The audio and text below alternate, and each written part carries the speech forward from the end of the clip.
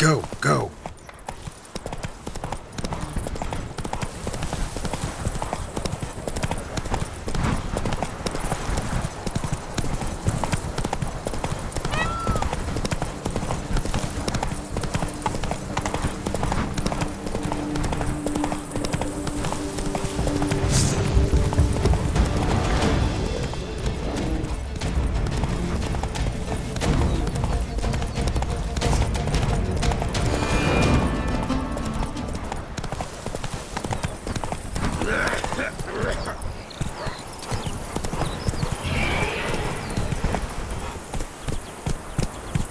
That's it, Roach.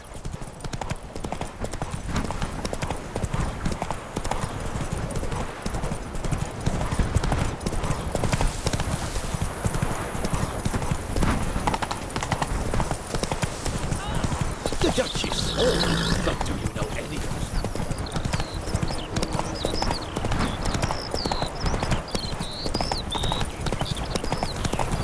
Not so fast, Roach. Don't crowd around till they say her grace is called in someone to tend to the beast.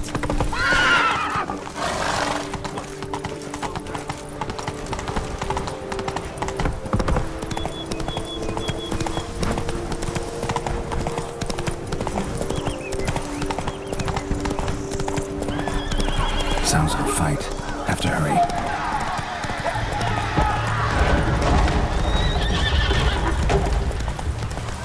Damn it. Killer must still be here.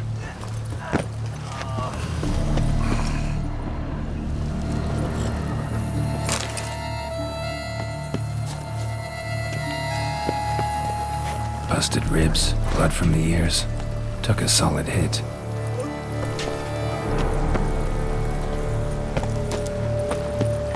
In the cellar, gotta be. Claw wounds from 5 separate claws, spread of a small human hand. Massacred by a vampire. Not an Ekimara, though, or a Fletter. Bruxa, gotta be. Revermuck carried the body in his cart.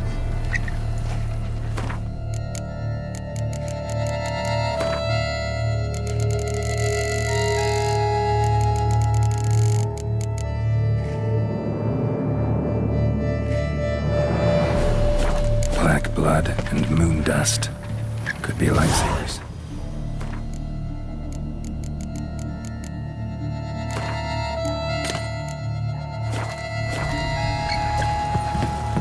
Footprints. Small, bare feet. Lead deeper into the cellar. Fell down the stairs, broke his neck.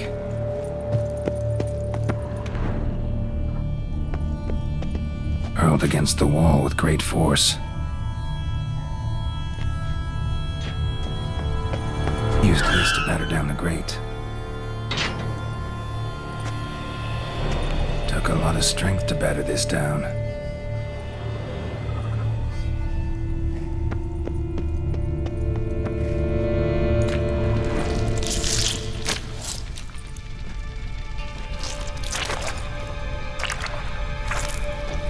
You. Saw you at the inn. I know what you are. Don't know why you killed these people, though. Clearly wasn't for their blood.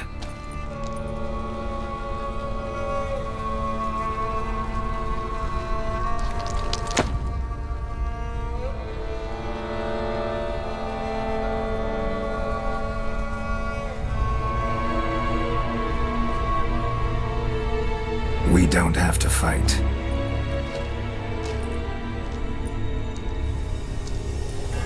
You are wrong.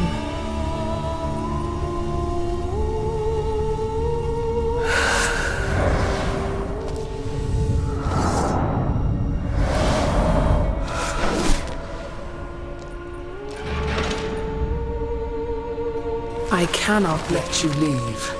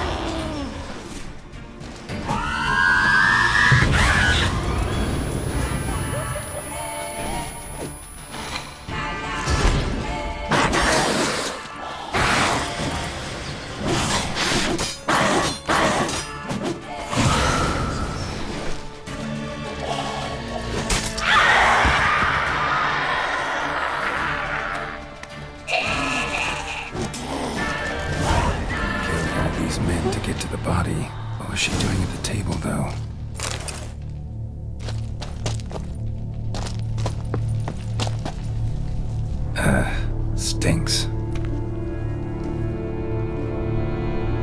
Waterlogged. Both hands amputated. Body was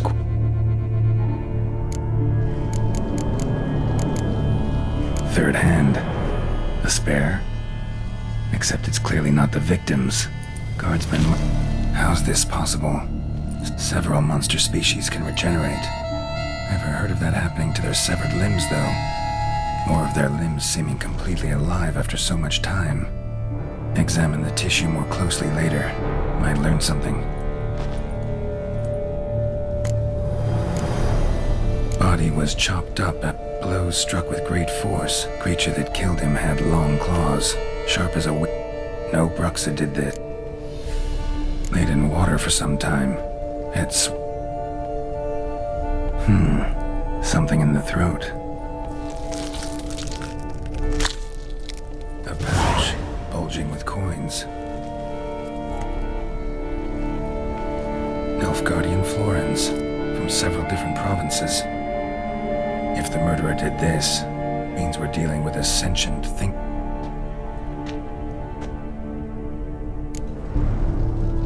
So, murderer was clearly a monster, but not a Bruxa. But then why'd the Bruxa come here for the severed hand? And who does the hand belong to? Now, pouch shoved down the victim's throat. What's the significance? And why was he chopped up into pieces? Lots of questions, no answers so far. Need to know about the other victims.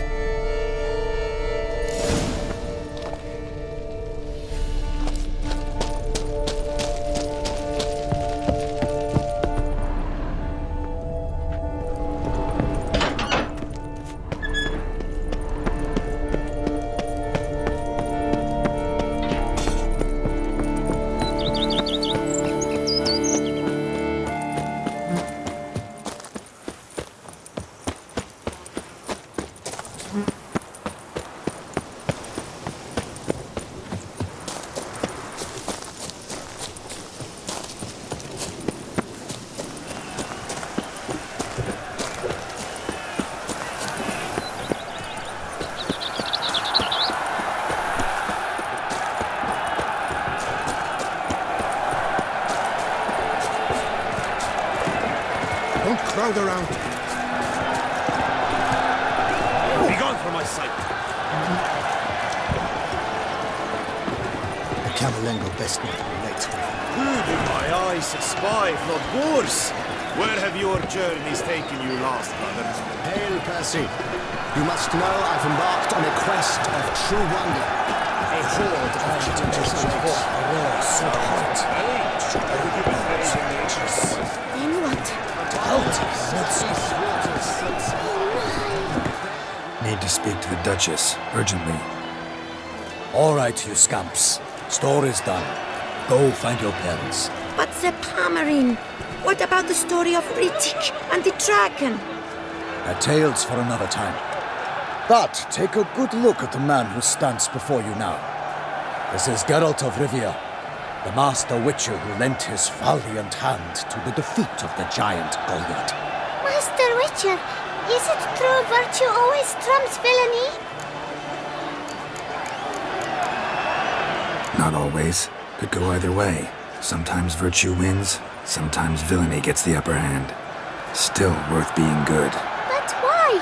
If it doesn't mean you'll win. Palmerin's story. Think back. A decent man attracts other good folk, makes friends he can count on. A rogue? Well, he can only count on other rogues. And who would you rather have for a friend? A man of virtue? I must agree. Now, that will do for questions. Her Enlightened Highness has doubtless arrived at the tourney grounds to watch the battle in the arena. If we hurry, we'll be in time to speak with her before the spectacle begins. Lead the way.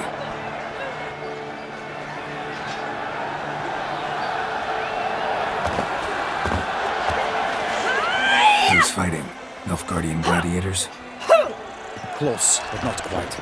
As you will soon see. Someone's gonna fight a Shaelmar with only some bells on its tail to confuse it, slow it down? Whatever is the problem? The beast is a gift from the Emperor, no less.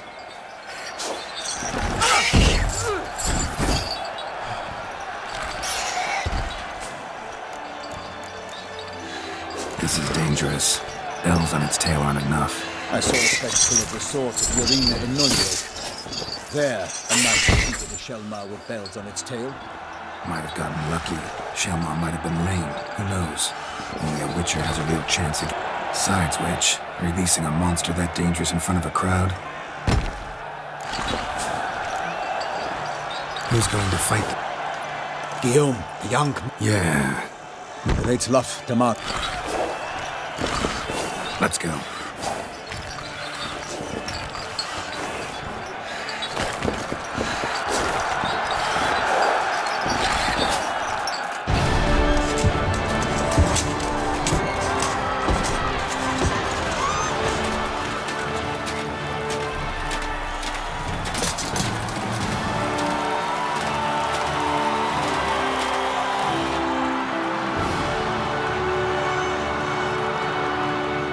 I dedicate my imminent victory to fair Lady Vivian.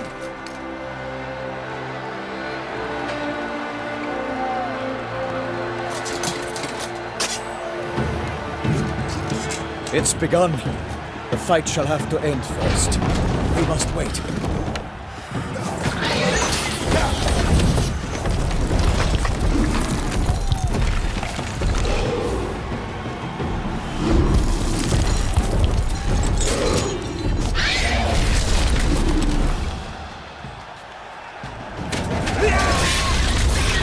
Got a bad feeling about this.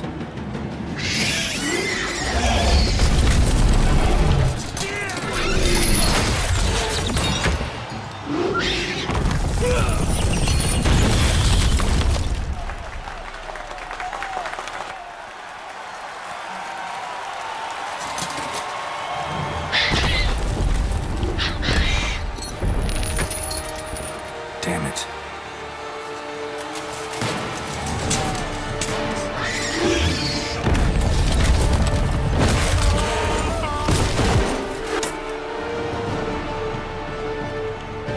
We have to help him.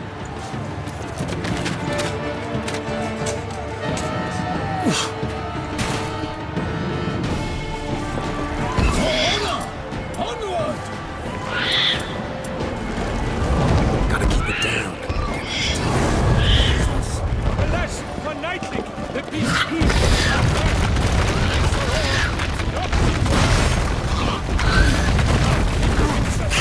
£190 to give fight to the beast. Its plans confound.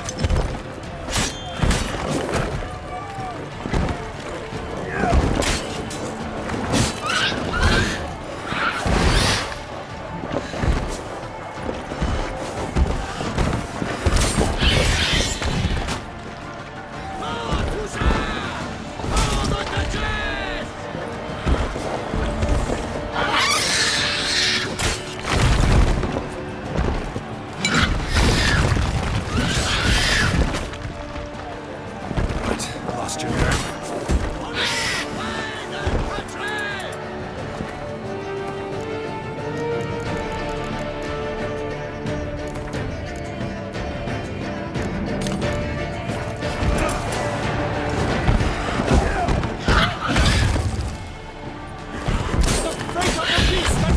By the gods, soon will visit and triumph against all odds.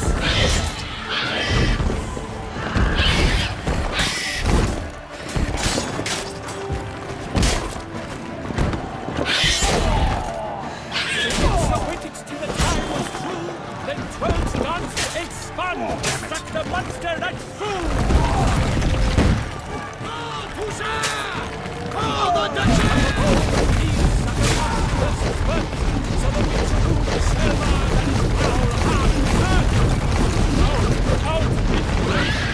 and thus the Witcher's life was snuffed.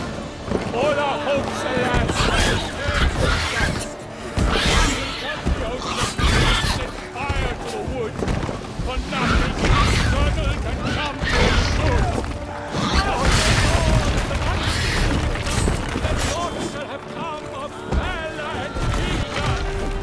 Geralt dives deep, his razor strikes belly, Selma's cries ring aloud, blood and sword in the belly.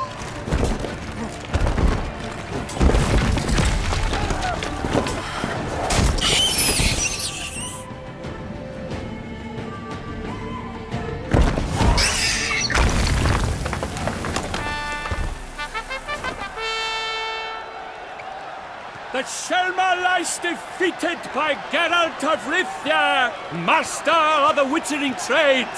Behold, as the last gasps of life seep from the beast.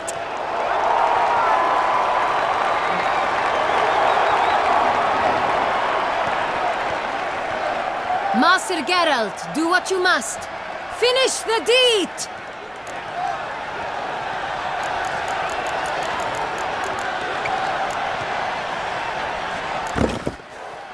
Monster's no threat. No need to kill it. A victor may always show mercy. It is his right. Long live Geralt the Merciful!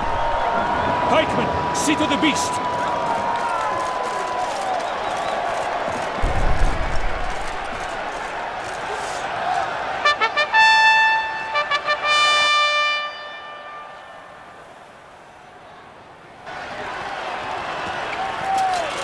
Guillaume, The lad came damned close to dying.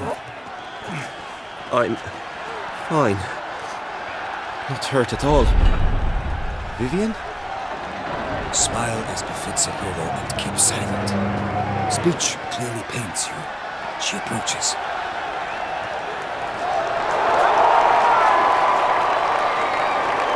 Geralt. We must talk. Vivian. You shall talk later, in the medic's tent. Geralt, magnificent, breathtaking. Your Grace. We knew that to summon you was a brilliant idea. We are delighted, ravished to have struck upon it. And I'm truly, honored. See to our young hero. Hop, hop. For we must make off with Geralt. We should talk. We had been long awaiting your arrival. Had nearly lost hope. Then suddenly, that entrance, so spectacular. Your Grace, my contract. I'd like to discuss it. Naturally, but not here. We shall need Damien. He led the investigation pending your arrival. But wherever could he be? Come, we must find him.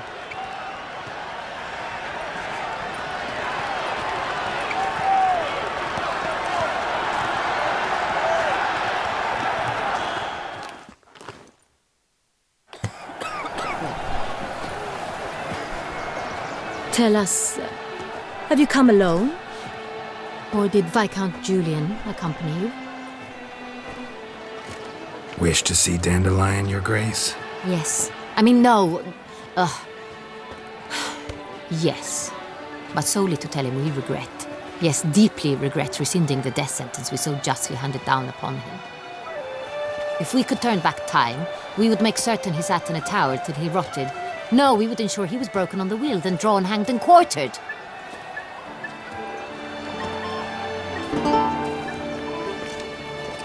Ah, the very man we would entrust with these tasks.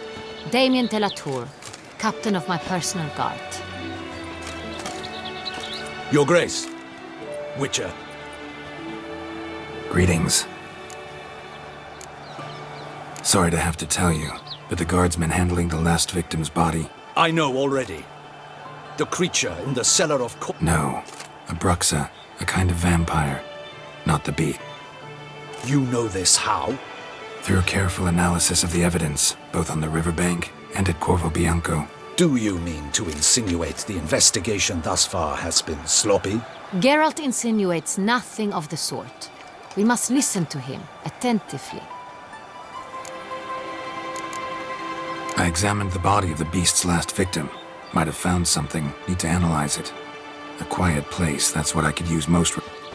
Also like to hear all you know about the previous victims. Take it Sir de la Tour is my man for that. Firstly, call me Damien, please. Secondly, you should know I spoke against summoning you here. I've heard much about you. You bring trouble, or thus far have, always. And we've enough trouble as it is. Yet we are capable of defeating them. Damien, we settled the matter of the Witcher's employ some time past. Definitively. Since you have broached it nonetheless, let us discuss Geralt's pay. Are the legends true? Do Witchers usually demand that which you find at... Not quite, Your Grace. Law of surprise, it's something we invoke at times, but rarely. Usually we just take gold. Disappointing. This law sounds rather romantic. On the other hand, on returning to the palace, we would likely find impatient petitioners or a set of sample fabrics for a new dress. Poor rewards, both. I fear you'd not have much use for any of the surprises we are likely to come upon. Thus, we've decided you shall receive the deed to a vineyard, Corvo Bianco, and a sum of coin. You will doubtless consider this adequate. Title to the vineyard shall be given to you at once.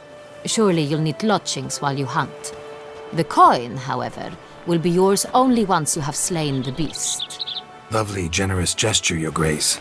But Corvo Bianco, isn't it the Duchy's temporary morgue? Is it now? The Chancellery's bungled things again, we fear. Not to be left unsupervised for one instant. Yet, in its mood, a morgue should present minimal problems to a Witcher. What's more, nothing enhances a wine's reputation better than... Thank you, Your Grace. I accept the contract, of course, but as I said before... How'd it start? Who was the first victim? Crespi was not loved by the wine merchants. He was ruthless in business and thought to cheat many a time. He asked us for a dispensation from all court ceremonies. We did not grant it. We could not. Once you've taken the oath of a knight, you remain a knight till death. How'd he die? Where'd they find the body? Quite unusual, the circumstance. He was at a feast when suddenly one of his fellow feastgoers noticed he was missing. The town watch found him an hour later, on his hands and knees, propped against... He had died of wounds inflicted with claws, not a weapon.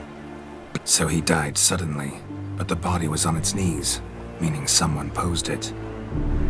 So it seems. Second murder.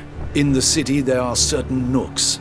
No one reasonable ventures there after dark. Ramon Dulac's corpse was found in one such place. With the first murder, terror gripped the city. Its inhabitants grew wary, kept to safe areas. Consequently... Criminals fear the beast? Telling in a way. Take it you've excluded the possibility that Do you believe me an amateur? Not hands, but claws killed Ramon Dulac. The wound was deep, clean. His body was found in the gutter, dressed in nightshirt and cap, a pillow placed under his head, and his sword replaced by a bed warmer. Ramon Dulac, a knight who but a dozen years past was an advisor to our father, the Duke. Someone went to a lot of trouble to make him look ridiculous. Maybe... It's not out of the question. Dulac had shady dealings with the criminal underworld. So, first two victims were knights, best years behind. The same could be said of the third. Sir Delacroix was wont to claim that in modern times, knights face new challenges. He made a veritable fortune in the grain trade. Palmerini found a coin pouch on his body, contained florins dating from various times, hailing from different provinces of the Empire. Delacroix loved coin, true, but had no patience for numismatics. Lots of similarities between the victims. All the bodies were... These were honorable men. We are horrified by the disdain, the disrespect with which they were treated. These were knights of Toussaint. Might be the point. From what you say, none was a model of virtue. Ever considered that's what the beast's trying to draw attention to? All the murdered men were knights who swore fealty to the 5 chivalric virtues. And even if the... Knights of Toussaint swear fealty to what virtues exactly? Honor, wisdom, generosity, valor, and compassion. Beast seems to be pointing up moral decay, denouncing it. Victims were all humiliated.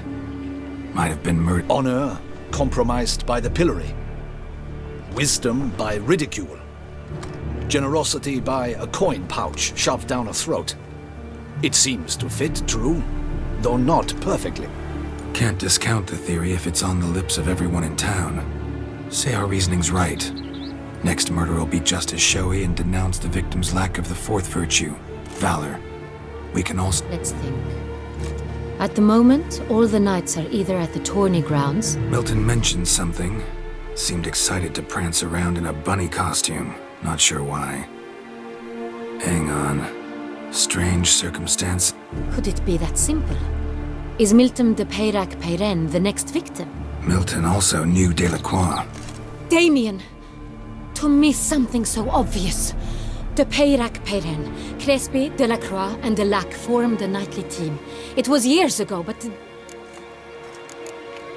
Your Grace. Rather problematic. You see, the garden entertainments are due to start, and he's disguised as the hare, hiding somewhere, waiting for some tipsy courtiers to find him. We must call off the game, at once. First and foremost, we must remain calm. Damien, order the garden searched immediately, but discreetly. By no means can we disrupt the festivities. Panic will only incite the beast to strike sooner. And you, Witcher, follow me. My gardens, my night, I shall take the fall. A murder is out of the question. I will not allow it. Not near my palace. Horses? Ready our horses!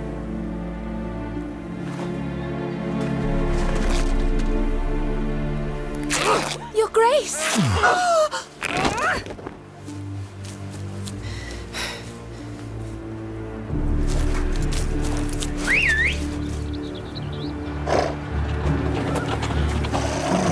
What the hell? Why, I should... Your Highness, Mind it doesn't get wrinkled.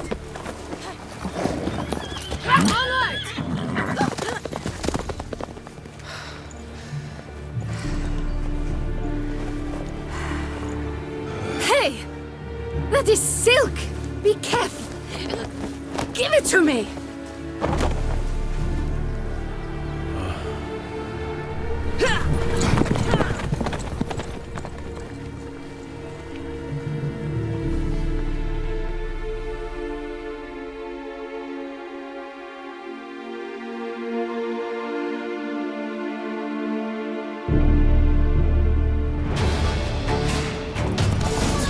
Your Grace seems right at home in the saddle.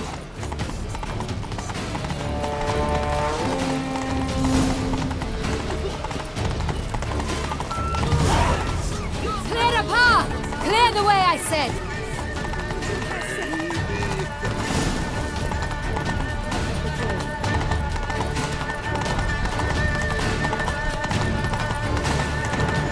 It's here! Just round the corner!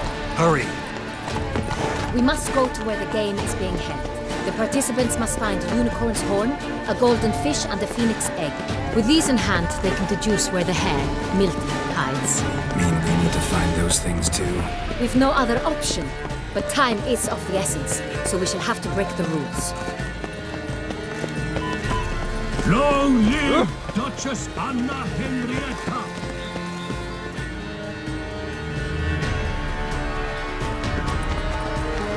On second thought, through here.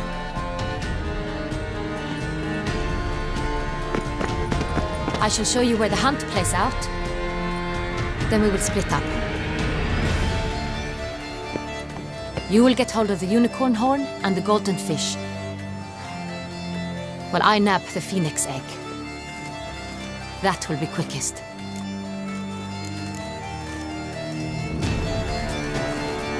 Golden fish. Do I need a rod or a net? Please, Geralt. It's not a real fish. Look there, towards the water. See the lights? The hunters are trying to hook the fish from boats. You must simply dive in and find it. The unicorn. How do I catch it? It's terribly skittish, true, but I'm sure you will find a way to earn its trust. It runs round over there, look. The golden fish and the horn both contain things or clues that will help us find Milton. Once you have fish and horn, find me among the other phoenix egg hunters. All clear? Then let's get to it.